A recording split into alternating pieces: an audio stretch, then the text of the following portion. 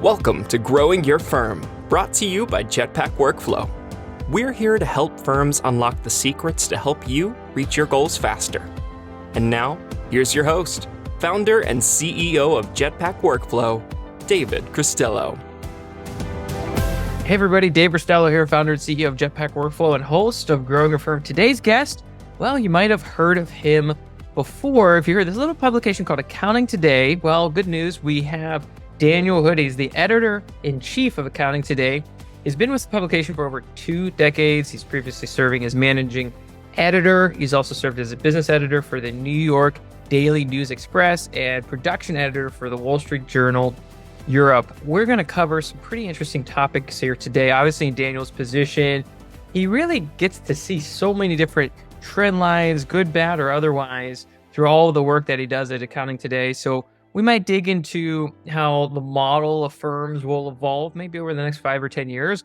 We're going to talk about advisory services. There's a big push for it now, but we have some questions or maybe some different takes on how you should think about it and whether it's a must-have or a nice-to-have for your firm. We're going to dig into that and probably much more. But first, Daniel, welcome to the show.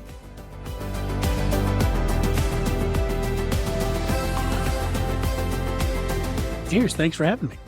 Yeah, absolutely. Fantastic. Well, I'll just say at a high level, I don't know if somebody's been living under a rock. Maybe all they do from a news publication perspective is they listen to this podcast, of which I'm incredibly honored, dear listener, that this is all you listen to. But for folks that don't know about Accounting Today, what's just a broad level overview of the publication? Sure. So we sort of think of ourselves as well, we used to think of ourselves as the newspaper of record of the accounting profession, but we don't actually have a newspaper anymore. We have a monthly magazine, but really we're the place to go when you want to know all the news that's happening in the accounting profession, whether it's the latest regulations from the IRS, new tax laws, new GAAP, new FASB standards, all that sort of stuff, but also tips, tricks, strategies around how to build a firm, how to build a career in public accounting, how to get ahead, what's impacting the profession from technology to workforce changes to demographics, all that sort of stuff. So kind of everything you need to know about accounting, but we're afraid to ask, except for super technical stuff. We don't get into the very details of the latest tax law or the deep details of the newest ASU, because there's people who do that better. But we'll tell you that it came out and we'll tell you what the most important things are about it and point you to your research provider to learn more. Okay, fantastic. Great overview. Well, I'm excited to dive in. Kind of a toss-up between talking about models, advisory services.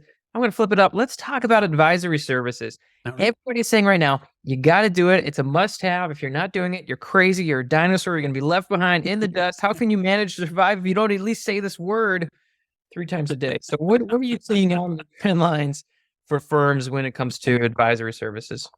Well, one, you're absolutely right. Everyone's saying you got to do it. You got to do it. You have no choice. And we're as bad as, Accounting Today does that as much as anybody else, right? Because it is a big trend sweeping the profession. And there are a lot of good reasons to move towards advisory services. And we may get into them and we may not, but people have probably heard them over and over and over again. So I won't dive too deeply into them. But there's a lot of very good reasons to do it. But I think there's a lot of firms out there saying, well, I'm doing really well right now. I do a lot of compliance work. That's most of what I do. And I've got more work than I can handle and more money than I have ever made before. We're super profitable. Clients, this is what they're asking for. Why do I need to change? Do I really need to shift up from something that's working? And we're doing our September cover story happens to be about advisory, which is one of the reasons it's been top of mind. And we talk to a lot of experts about why firms should do it and what they should look at and how their advisory services should be designed and structured and all that sort of stuff. But we also said, listen, is there room for compliance only shops or firms that have really the current model? And I say compliance only. Most firms aren't compliance only. They're probably 2/3 compliance. And then accountants have always offered advice in the course of doing that compliance work. But that's the model we're talking about when we say compliance focused. Do they have to change? Do they really have to change? And all of the experts basically said, nah, not really. They said it would be good if you did. It's really where the profession is going. It's where the money is. It's how you're going to attract new staff when you're having difficulty finding them. It's what your clients want and value. It's going to keep you ahead of technological changes. It's just in general, it's a better way to go. It'll give you a better life, a better work-life balance and a better practice that's more free for you, all those sorts of things. But if you don't want to, you don't have to. And specifically, they're talking about a lot of current firm leaders, right, are older. They're either at or approaching or past retirement age, and they can probably hang on for 5-10 years with the current model without making major structural changes or adding a whole lot of new services or exploring a whole lot of new areas and be very comfortable, lead very comfortable lives. and retire pretty comfortably or sell their practices. Well, that's an issue. Selling your practice may be a problem, but they can certainly, keep going for a long time without it. And then some others pointed out, there are top 100 firms, very successful top 100 firms that have a serious, almost entirely compliance focus. And I'm sure they wouldn't mind us saying that Shellman out of Florida is a perfect example. They do mostly, sort of SOC 1, SOC 2, cybersecurity stuff. A lot of it is compliance based. I'm sure it's not all compliance based, but very heavily focused on compliance, but it's high value added compliance work. It's not basic tax returns. It's not closing the books for somebody every week or every month. It's going in and doing all kinds of compliance work around very abstruse industry regulations and frameworks and that sort of stuff. So you can build a very almost what you might think of as an advisory type compliance practice in that front. So there's a lot of different options for people to stay with it. It's not necessary to change. That said, the assumption is on the part of most people who are looking deeply at the accounting model is that really, if you want to stay ahead and you want to stay profitable and successful for the long term, if you've got more than 5 to 10 years before you're hoping to leave your practice, you really want to be moving towards advisory. So I was surprised by that result. I was surprised to hear people say, we're going to have compliance for a long time and people can, run a successful practice for at least the next 5 to 10 years. Obviously, the spoiler in all this is AI. Who knows what AI is going to do and how that's going to change everything. But we make no predictions past the singularity. As soon as the singularity hits, everything is up for grabs. All right, I'll put a giant circle around AI. We'll see if we dive into that here in a little bit. Always a fun topic to dig into. And, it's interesting, and we've had, a number of guests on talking about how they added advisory, they cut their client base, increased their fees, moved to subscription. You have significant more profits. In some cases, that first year, you have more top line growth because it's niched down. And they're like, this is wonderful. This is a dream. And we've highlighted many of those stories, but it's interesting as of late, we've started to talk to a few firms that are like, hey, you know how everybody's selling off their clients? We're picking them up and we're running a great, I was talking to somebody the other day. She goes, I love 1040s. I said, who are you? I have not heard that phrase ever. Who are you and what have you done with my account? Yeah. She goes, I love 1040s. She served the entertainment industry. She's like, well, there are issues with the strike right now, but she's like, look, love 1040s, love 1120s, tax season, it's manageable for me. I understand it. I get it. And as practices keep selling off their tax clients, certainly their individual tax clients, we just keep picking them up and that's really great for us. And so I think there is a interesting moment in time where certainly there's all the trend lines towards advisory and CAS and, how it's driving a lot of top line growth and it's very profitable. And I agree, people should investigate, seriously consider going into it. There's also just, kind of zigging, zagging where everybody's zigging and saying like, oh, everybody's selling these clients. They still pay to have stuff done. I would love those clients. And they're buying up these clients, or in some cases, they're being given these clients. Yeah. They're not even having to pay an acquisition cost, a marketing acquisition cost. And they're saying here, and they're growing just because other firms are kind of chucking these other old clients out the door. It's crazy. Yeah. No, well, I mean, you're absolutely right. I mean, that makes a lot of sense, right? Everybody, including us, are telling, guests on your podcast, guests on our podcast, every article we write says, you should be trimming your client base and getting rid of all those, which means those people have to go somewhere. They're still going to have to file a tax return. Their books still have to be closed. They still need the work done. The question is how are you doing it? I think that's where the real space there, the real opportunity is for firms that do it really well and bring in technology to enable them to do, high volume sets at 1040s, right? There's, if you're not enabling yourself with technology on a serious level, right? You can bring on all the clients you want, but you're not going to serve them well.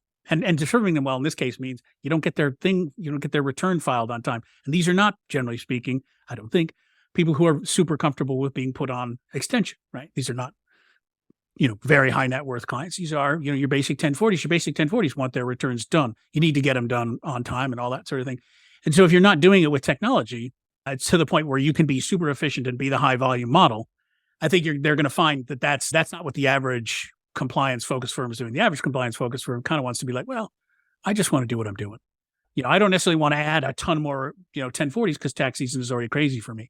But there is absolutely for firms that love it and can master that model of, high throughput and getting lots of people done very quickly, very efficiently with a high degree of accuracy. Yeah, it's a great model. I think it's a restricted model. I don't think there's that many firms can do it because in part it's based on volume, right? It's based on being able to do a lot of people very quickly, we could call it the H&R Block model. I don't think that's quite right, but it's something like that.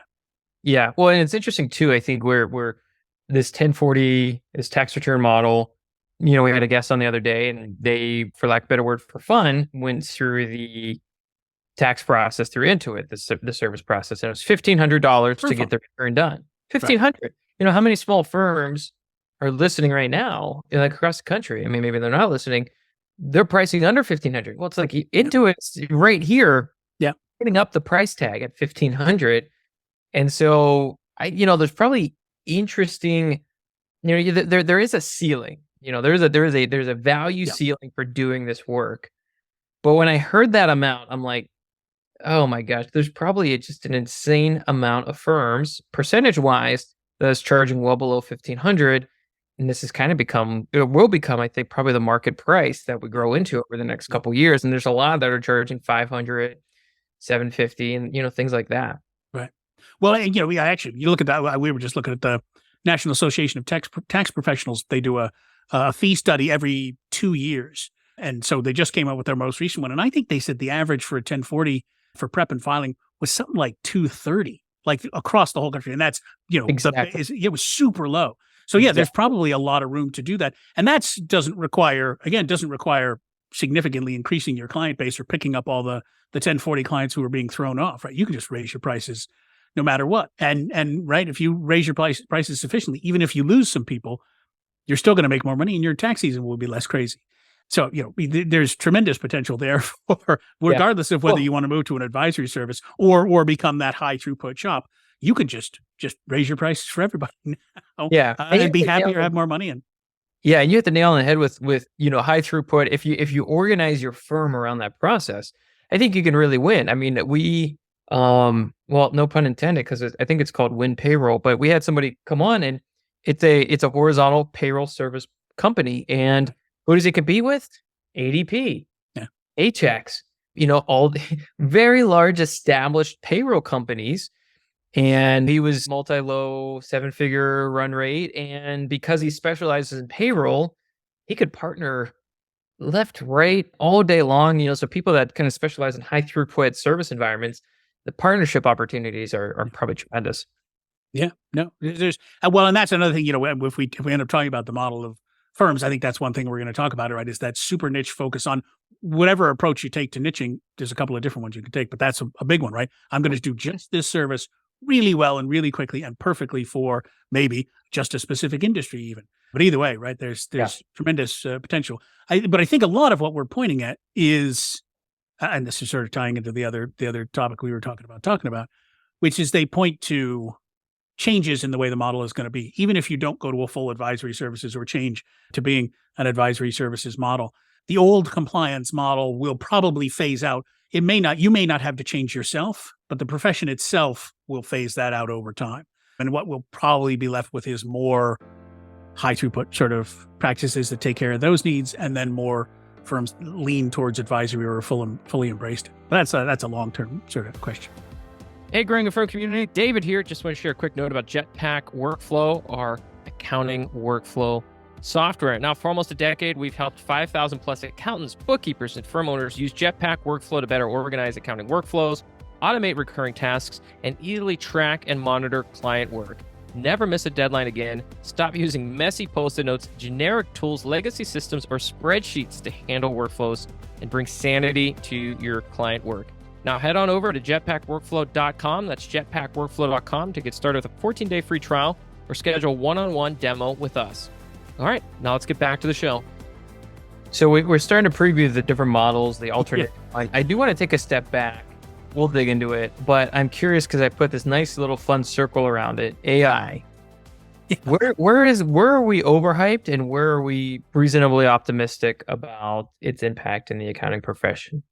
Yeah, some of that depends on the time frame you're looking at, right? And some of it depends on changes that we have no way of predicting. I was joking about the singularity. When the singularity happens, all bets are off. Nothing I say that happens. I'm going to throw out everything I've ever written, because who knows? It might literally just be robots. There would be a derivative of who we are, and we're doing this podcast together. And it's like, right. Is that the real Daniel? Is that the real David? There's 300 or 400 of us doing different iterations of this podcast, trying to get to the perfect. A million podcasts. Yeah.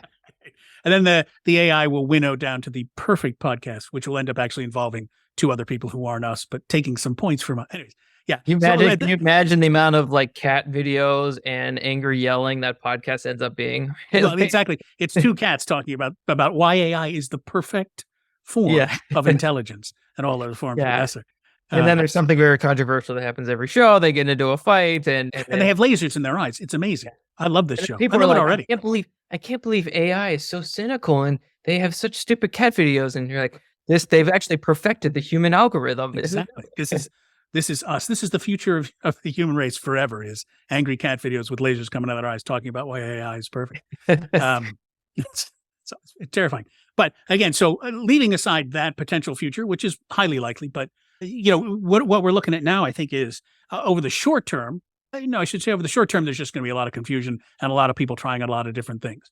Over the midterm, I think we are underestimating the capability of AI to significantly improve the work that CPAs do and the value they offer to clients. And I will say a lot of that is on the advisory side. The ability to ridiculously quickly process vast amounts of data and to deliver good advice based on it, or good potential advice that needs then to be vetted and checked by the accountant to say, yeah, actually, that's a good strategy. Because you've looked at 15,000 other businesses in the same industry and their plans, you've identified 5 potential business strategies for my client. I'm now, as the CPA, going to pick the one that makes the most sense, or the 1 or 2 that I'm going to recommend to my client. It still all needs to be vetted and checked and looked at, but the potential for that from AI is enormous. And I think we are underestimating that capacity. In the long term, I think we are wildly underestimating the ability of AI to take, and I realize this is said a lot. I think we're wildly underestimating the ability of it to take away a lot of our jobs.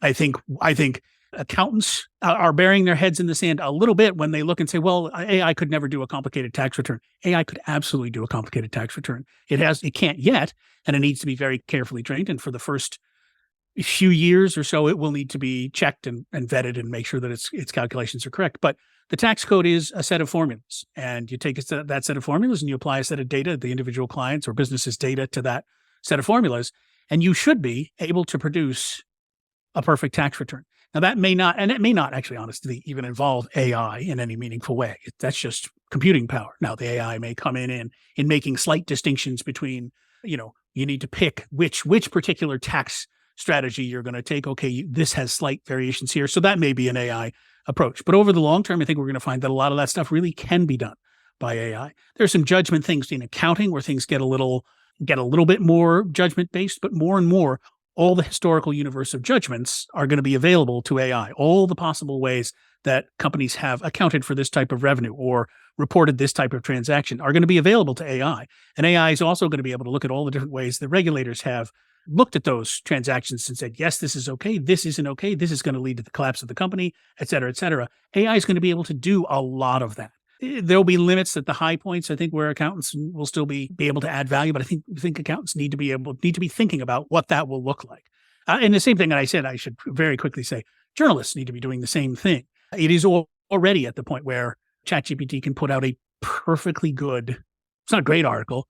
It doesn't have a headline that's going to perfectly catch human interest. It may not have a lead that's exciting and quite the way a human journalist would do it, but it's already pretty good.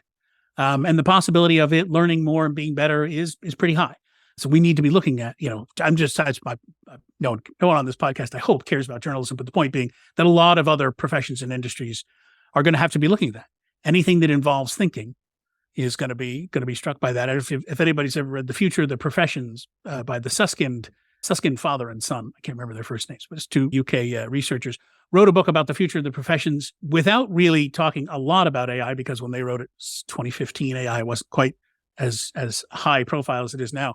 And they were already talking about the ways in which all the professions, and they take a pretty broad view of the professions, they include teaching and college teaching teaching at all levels, really, and religious leaders and all sorts of things. They take a pretty broad view, but it includes accountants and lawyers and so on. Their notion is, it's called The Future of the Professions. Okay. And the authors are the Susskind, Susskind.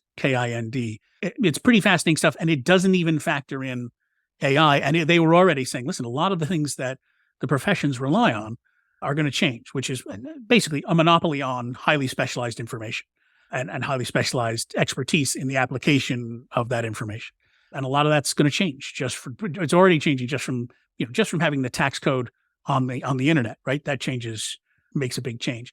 And then when you have computer programs on the internet that can read the tax code and apply it and tell you how it matters to you, right? Suddenly the professional model looks a little different and in ways that are a little scary. And so it requires some serious thought on the part of all professions. But for our purposes today, we're really talking about accountants. So I would say they're underestimating that challenge. Sorry, go ahead. Yeah. So where do a listener go, the firm owner go from here, right? So short term is overhyped, midterm, something very substantial feels like it's on the horizon. How should they be thinking about their role or their position in the industry?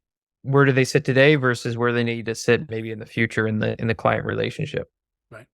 Well, and that's the client relationship is the key there, right? Is they need to be, this will sound, we can put this as cynically as terribly as we want, or as positively as we want. Say they need to be weaseling their way into the affections of their clients so that their clients never want to give them up. Or we could say they want to be delivering such enormous value, and particularly advisory value, because advisory value is different from the value that you get from putting in a good tax return. Yes, people love their tax guy because he saves them money on taxes and gets them a big refund. But that's a pretty fungible value, right? You can find that from a lot of people. You can find that from a lot of other accountants, and maybe you can find it at a cheaper value, cheaper price point. But the advisory thing is the person who helps you achieve your goals long term, the person who helps you grow your business from the ground up, the person who helps you avoid making massive mistakes in a merger or an acquisition or launching a new product line, or who makes sure that you discovers an opportunity for you, make sure that you're headed in the right direction with your business. That's going to be a closer relationship than the guy who does your taxes. You're going to value the guy who does your taxes, no question. But like I said, the guy or girl who sets your business up for huge success is going to be a much different relationship, and someone who you're going to be sticking with much longer, and who you're going to turn to as, in many cases, your gatekeeper to things like how AI is going to impact their businesses. So one of the key things that I would say that's, I say weasel your way into the affections of your clients, but, demonstrate your value and up your value, bring a higher level of value. Accountants always talk about being the most trusted advisor to their clients, and they absolutely are. They can develop that much further. They can go a lot further with that relationship and make that relationship a lot tighter and a lot stickier in good ways, in ways that aren't just sort of crass, profitability. Well, I think short-term, midterm, I think if you're a firm owner, you're listening, you have to have a sort of obsession for the flow of the dollar as it pertains to how it goes through your client's business primarily, like a more personal life. And if it's like how that dollar moves through it, I need to be an expert on it. And I need to give them some level of future analysis, forecasting, whatever you want to call it. You want to help them identify financial blind spots of the future. And you should be an expert of how the dollar moves through the firm across the board.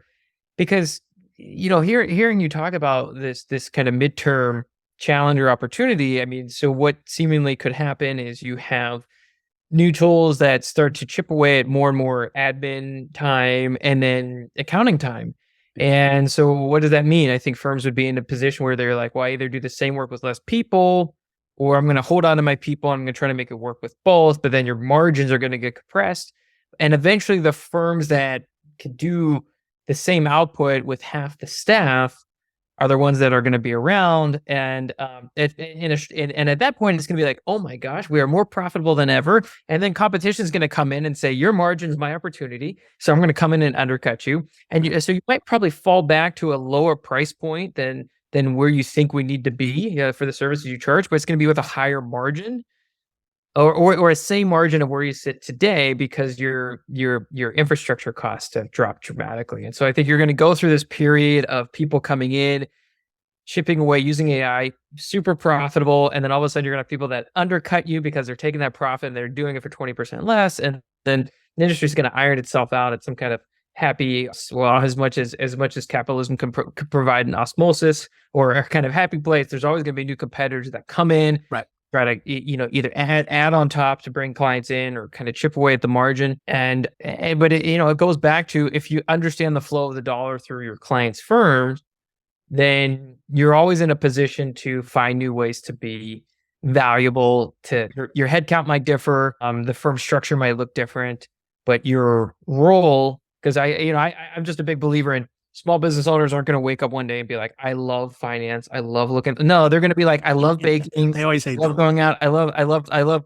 going out and building things and doing this. I mean, that's going to be the majority. So there's a role here, but it's going to change.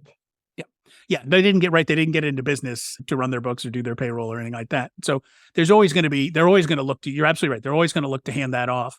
The best thing that accountants can hope for, the problem is, as you say, there's always going to be those competition, and the AI competition, the potential for it. And it may not, it's entirely possible that it never reaches it, but it doesn't, I think it looks pretty good that it's going to reach the point where the competition it presents is unbeatable, because it can just, in terms of the basic compliance work, getting payroll done, getting the books closed, getting the tax returns done. Yeah. There's going to reach a point where it is unbeatable on that kind of work. But if you tie that to, as you say, not just tracking the dollar and making sure the dollar gets recorded properly at whatever point it is in the firm, but also understanding what it means, where it came from, and how to get more of them, and how to use them better, right? That's the opportunity for accountants to say, well, listen, me and my AI are taking care of that basic work. But I'm also then telling you how to, like I said, bring in more dollars and make sure that dollar, you usually put it over here, but let's put it over here instead, because that's an investment you should be making in the future. That kind of thing is going to make your position with your client, I won't say unassailable, but much more tenable than if you're just saying, well, I take care of your tax returns and I close your books. And here's what, and as you say, they didn't start going to business to do their accounting. They also, in many cases, don't know what it means, right? They need someone to explain it to them and tell them, right? This is a problem that a lot of firms have, is they say, I close your books. Here they are. Here's your financial statements. And they go, oh, great. I don't know what this means. And I'm not going to do anything with it. I'm going to put it over here and look at it and say, yeah, I paid X $1,000 for that, and I have no idea what to do with it. I was always curious. but I don't think it will ever publicly say it, because I'm a believer that when the books are closed, I don't know what percentage. I'm going to throw out 7 out of 10 business owners, they don't look at it. They just say, give me, okay, what went in, what went out? How am I doing? What's in the bank? All right. And I wish the Zeros and the QuickBooks of the world would show how often are clients logging in and looking at their P&L, looking at their balance sheet, what percent, I wish there was some data on it, because I think it would be just it would be mind-boggling for so many in the profession to be 20% of my clients look at their P&L every month. What? Right. How can it only be 20%? It must be it has to be something like that's just my intuition. I think you're 100% right. I mean, my guess is, if anything, you're high. We'll set up a pool, and then we'll reach out to them and see if they'll get those numbers for us. But yeah, my bet would be under 20, but that's just, I'm doing Price is Right style, bidding that. I'm saying 19.99% will do it. But yeah, I think you're absolutely right. And the problem is, right, accountants look at that and go, I understand that perfectly. The client doesn't want to dive through it. They do exactly what everybody does with their tax return, which is they look right to the bottom and say, what's my refund? And that's it.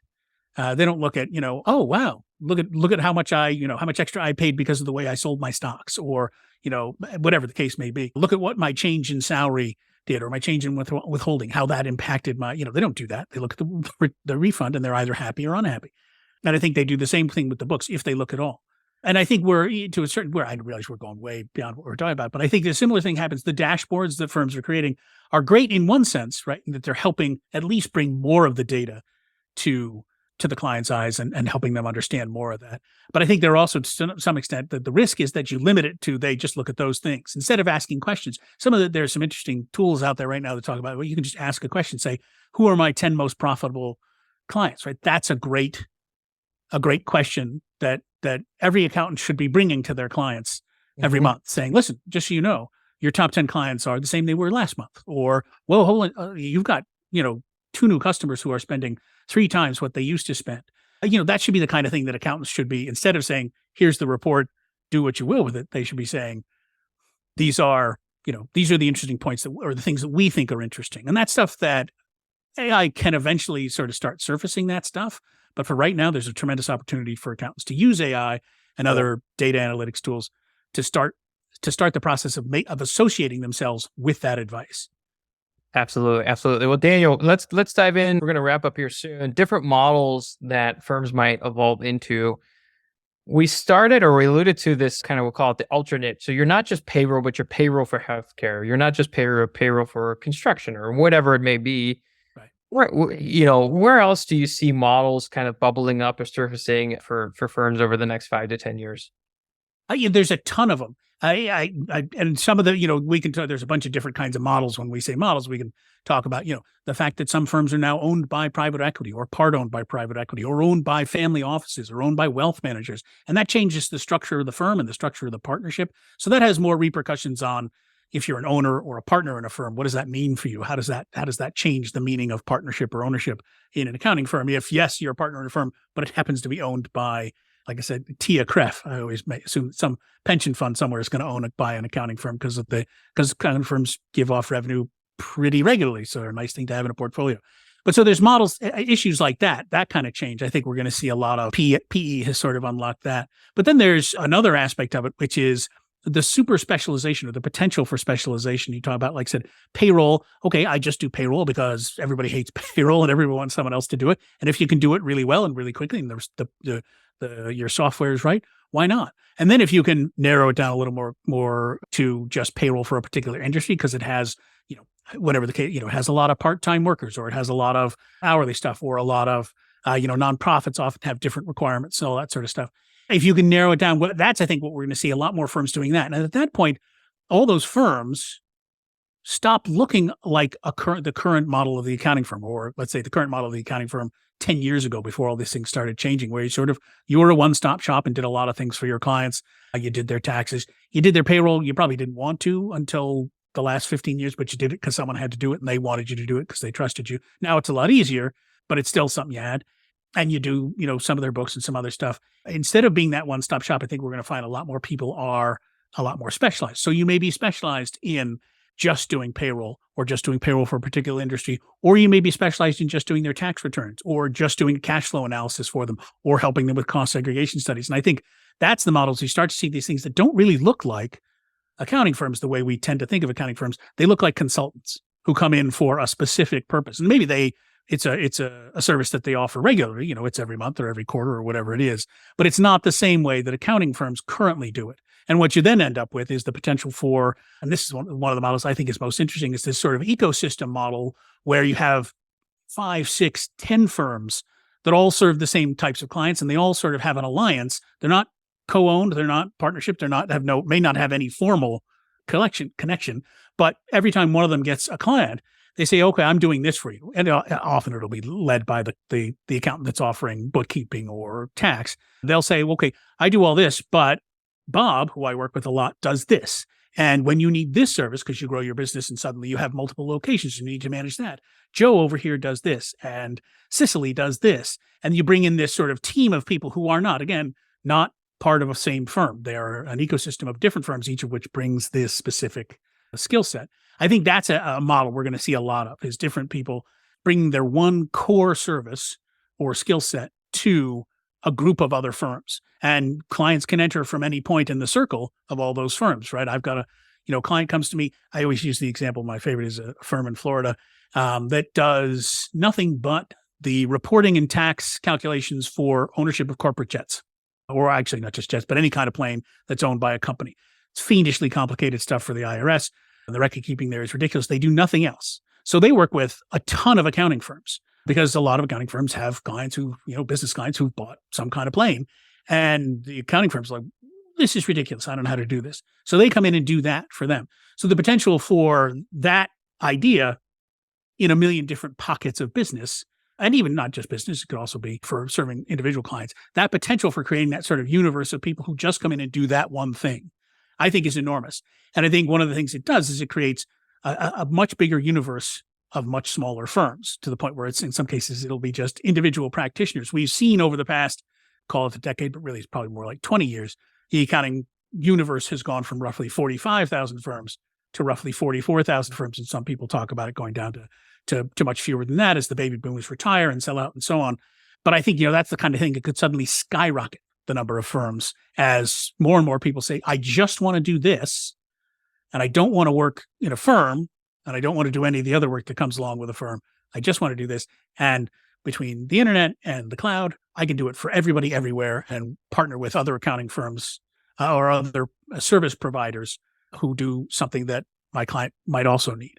That's a long way around of saying it, but that's a model I think we're going to see a lot more of.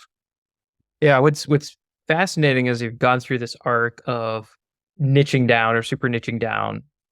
It is somewhat reminiscent of the creator economy when, the explosion of blogging and then podcasting, YouTube. You move from production studios to individual creators with a team of outsourcers and contractors, and you see this proliferation of the one person plus a bunch of contractor, million dollar plus, essentially little media companies.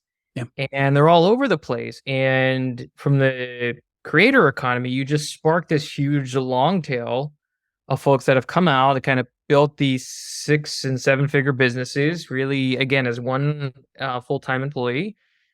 And it makes me think that the service economy could go through something very similar where you have a 1 to 3 person firm, but because they've either super niched down or the acceleration of AI tools or both, like they're super niched down and they're using AI to run through this process, that they're running a 2-person, $800K a year firm that used to be a 5-person one, 10 years ago or something like that. And then you create this long tail of people that, whether it's corporate jets or rinse repeat, there's probably endless niches / long tail content, in this case, services that you could provide to your clients.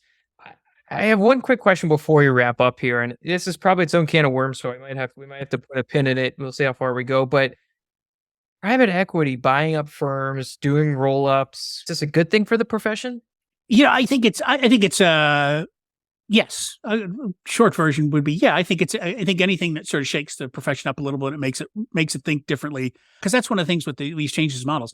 What they do is they free you up and suddenly say, well, the model we used for 100 years, it's changing. I could still use it, or I can use any other model I want.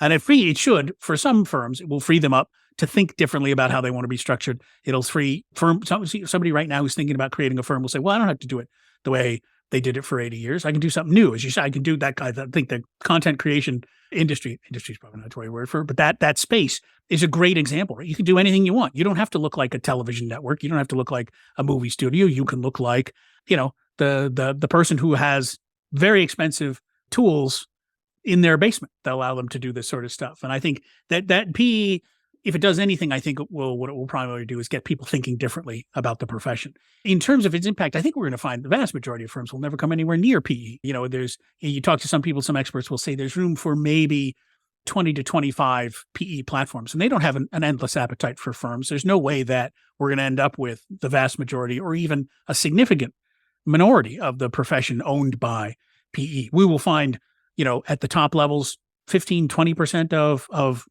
big firms are owned by PE, but that still leaves 75 to 80% of the rest. It's going to be a competitive model, but it's not going to be the dominant one. And I think for those firms for whom it makes sense, it'll be great. I think it will make less sense the longer it goes on, because the best firms for it will have been bought up. So, and it does not work for every firm. For the firms that it works with, it's going to be great. It's kind of thing you want to get in early on, because they're more likely to spend more money now than later. Yeah. But I would say the short version is yes for a couple of different reasons, but not everyone, the vast majority of people will not be personally involved in PE. Yep, makes sense. Well, brilliant. Daniel, this has been a treat. We've covered a whole host of topics. If somebody wants to reach out, learn more, connect with you, say hi, what's the best way for our audience to connect with you? Go to accountingtoday.com. All of our email addresses on there, but you can reach me at daniel.hood@arizent, ARIZENT.com, or just through the website. So I'd say that's the best place to go.